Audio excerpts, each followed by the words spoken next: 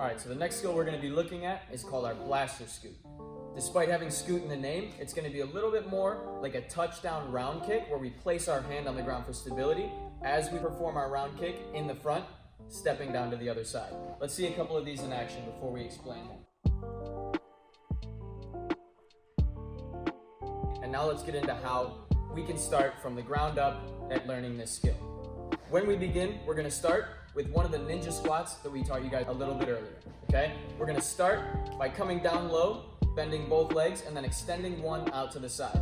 The only difference here, instead of two hands, we're going to just use that one hand that we're going to use to perform this skill. At this point, we're going to keep our target in front as always, and we're going to perform our round kick, keeping that hand on the ground and stepping right down on the other side.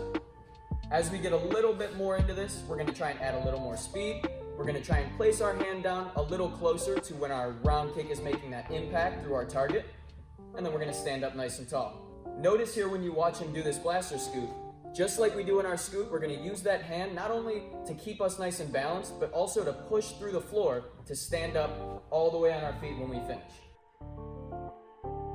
Alright, let's get into some combos and ways to apply this along with some of the other moves that we've taught you. So to start this one, we're going to remember that our kicking target is always going to be right in the front of us, and it's going to allow us to keep our combo in a straight line.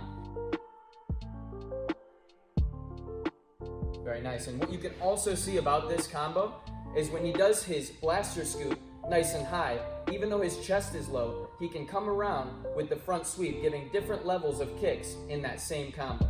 Let's see one more time.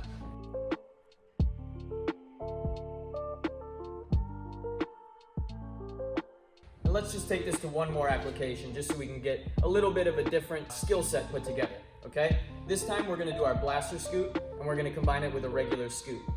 When applying these two moves together, we might need to switch the position of our feet in order to get from one of these tricks into the next one and stay in that straight line, okay? So, as Coach Matt demonstrates this for us, we'll see his blaster scoot comes all the way around. He's going to switch the way his feet are placed, and then he's going to do his scoot just like we taught you. And that's our blaster scoot.